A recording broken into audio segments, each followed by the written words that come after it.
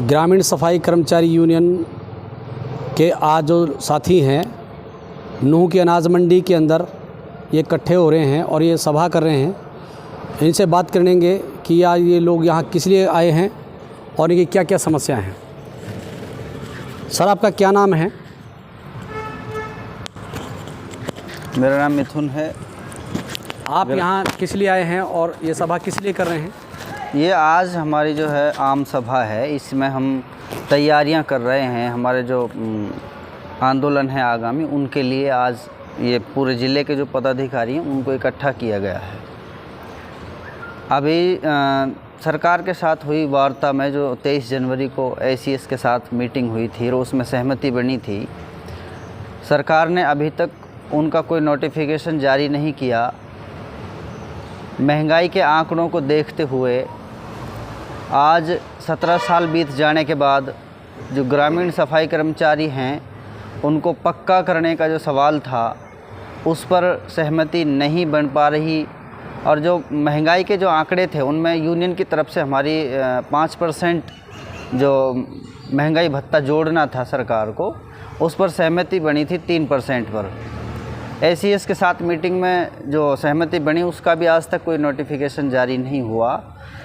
और ऐसे कई मसले हैं जैसे एक्स ग्रेशिया की पॉलिसी है, उस पर भी सहमति सरकार ने की थी कि भाई हाँ आप लोगों को ये दिया जाएगा। और जो इंश्योरेंस है, जो डेथ केस का मामला था, उसमें एक्सीडेंटल और नॉर्मल डेथ पर अलग अलग जो पैसे देने थे सरकार को, उनमें कुछ कंडीशंस ज़्यादा लगाई। उन जो शर्तें हैं उनको नॉर्मल किया जाए। ये सब चीज़ हैं जिनका अभी तक कोई नोटिफिकेशन जारी नहीं हुआ। इन्हीं को लेकर हमारे जो पूरे प्रदेश के अंदर आगामी आंदोलन होंगे, उनकी तैयारियां जोरों पर हैं। क्या क्या तैयारियां की हैं आप लोगों ने आंदोलन को अभी लेकर? हम मेवात के अंदर हैं फ़िलहाल। हमारे जो मेवात के ग्रामीण सफाई कर्मचारी हैं उनका 2 जुलाई का फरीदाबाद के अंदर मूलचंद शर्मा जी हैं जो उनके आवास पर एक प्रदर्शन रहेगा। उसमें मेवात, पलवल, फरीदाबाद, गुड़गांव ये सोहना, तो ये सब ज़िले मिले। इसी तरह पूरे प्रदेश के अंदर जोनल प्रदर्शन होंगे हमारे। ये हमारी समस्याएं हैं। इनको सरकार या तो तुरंत प्रभाव से जो चिट्ठी जारी नहीं करी हैं उनको जारी करे सरकार, क्योंकि सहमति बनने के बाद भी आज तक डिले किया जा रहा है, जानबूझकर लटकाया जा रहा है। तो ये सरकार की मंशा को साफ झलकाता है। इसलिए ये कर्मचारी मजबूर होकर धरने प्रदर्शन पर जाने का निर्णय लिया है यूनियन ने। तो सर, आपका जो मसले हैं, अधिकारी इस मसले में क्या बात करते हैं, क्या कहते हैं? आपके जो मसले हैं, जो लोकल स्तर के मसले आपके बहुत सारे हैं। ऐसा है सर, जितने भी लोकल स्तर के मसले हैं, जितने भी यहाँ के जो अधिकारी बैठे हैं, सारे के सारे मक्कार हैं। कोई काम करने को तैयार नहीं है। सरकार सफाई के नाम पर ढिंढोरा पीटती है, जबकि आज तक सरकार ने कई बार नोटिफिकेशन जारी किया है कि इन ग्रामीण सफाई कर्मचारियों को सामान मुहैया कराया जाए सफाई का।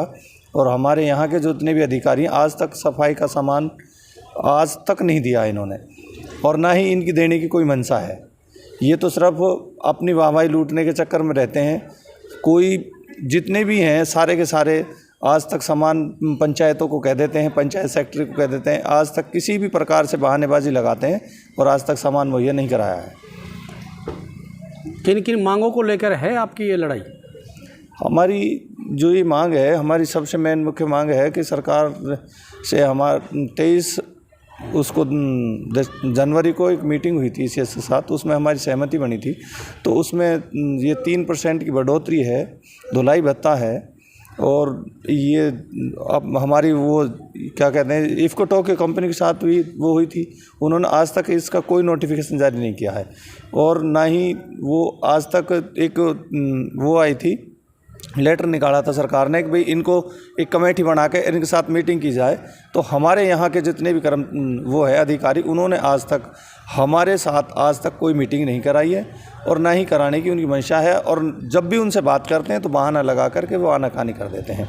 इसलिए हम अब सरकार को, इन अधिकारियों को ये बताना चाहते हैं या तो ये सीधे सीधे मान जाएं, नहीं तो हम अब इस लड़ाई को आगे बढ़ाने के बिल्कुल आर पार मूड में हैं। और हम इसको हमारी इसकी शुरुआत अब इस 25 उससे हो जाएगी, जून से 25 जून से हो जाएगी इसकी शुरुआत हमारी, क्योंकि जो हम पंचायत मंत्री देवेंद्र बबली के वहाँ टोहाना में 25 जून को करेंगे प्रदर्शन, क्योंकि हमने जोनल वाइज 4 जोन बनाए पूरे हरियाणा के हमारी यूनियन ने, और उन यूनियन जो जोन है उनमें सबसे पहला हमारा प्रदर्शन टोहाना में है, उसके बाद फरीदाबाद में है, फिर झज्जर में है, और सबसे लास्ट में 16 तारीख का है जो वो करनाल मुख्यमंत्री आवास का घेराव करेंगे। और उसमें हम सारी जितनी भी है, और जो ये प्रदर्शनों में जितनी भी है हमारे यहाँ जो 2 तारीख का रहेगा, इसमें हम मेवात से ज़्यादा संख्या में पूरे ज़ोर शोर से सबसे ज़्यादा संख्या में हम यहाँ से फरीदाबाद के लिए जाएंगे। आपकी जो अपने कर्मचारियों को लेकर क्या अपील करेंगे आप कर्मचारियों से मैं सभी इस प्रदर्शन के लिए? मैं सभी कर्मचारियों से अपील करता हूँ कि इन प्रदर्शनों में सब ज़्यादा से ज़्यादा भागीदारी निभाएं, क्योंकि ये जो है ये हमारी रोजी रोटी का मसला है। हमें 17-18 साल हो चुके हैं, सरकार ने हमारी अब तक कोई सुध नहीं ली है। तो हमने जितने भी जो आज तक हम यहाँ तक पहुँचे हैं ये सब आंदोलन की बदौलत है।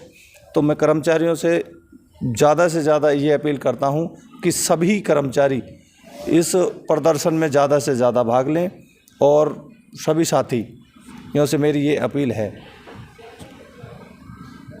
सफाई कर्मचारियों के सर आपका क्या नाम है? मेरा नाम आज़ाद सिंह है जी। मैं वन विभाग के ज़िले प्रधान हूँ, गुड़गांव का भूतपूर्व, और मैं इस टाइम मेवात के अंदर काम कर रहा हूँ, जो कि मेरे राज्य कमेटी की तरफ से ड्यूटी लगी हुई है।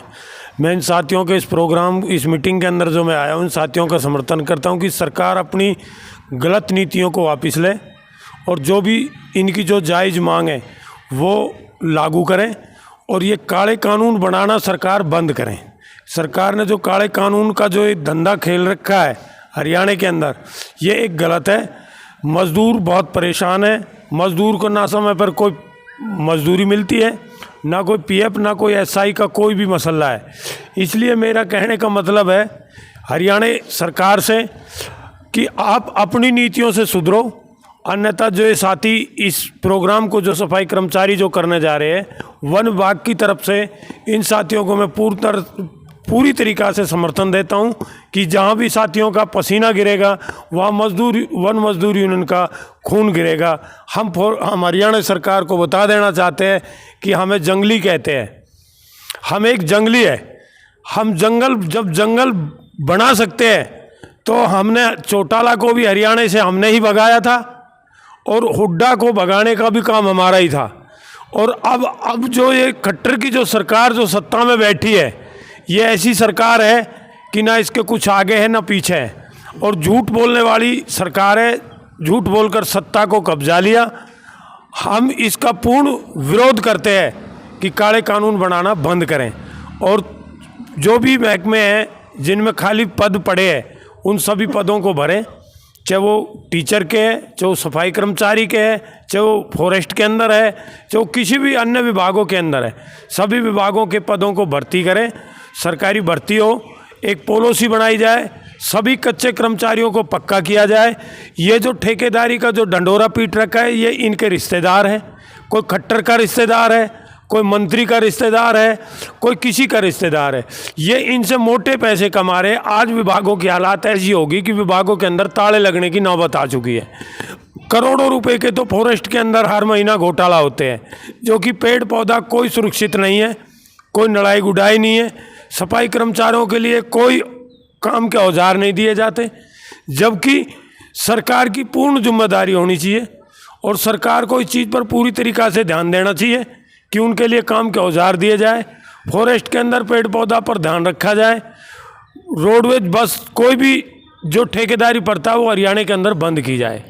अगर सरकार इस बात को मानती है तो ठीक है, ने हम सरकार को चलता हुआ रास्ता भी दिखा देंगे कि हमने पहले बहुत मुख्यमंत्री को रास्ता दिखाया है, और इस सरकार को भी हम रास्ता बता देंगे कि आप जाइए।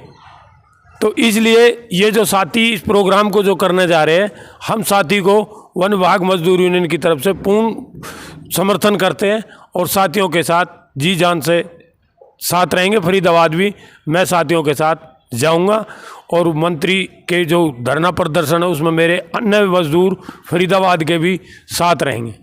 धन्यवाद सर।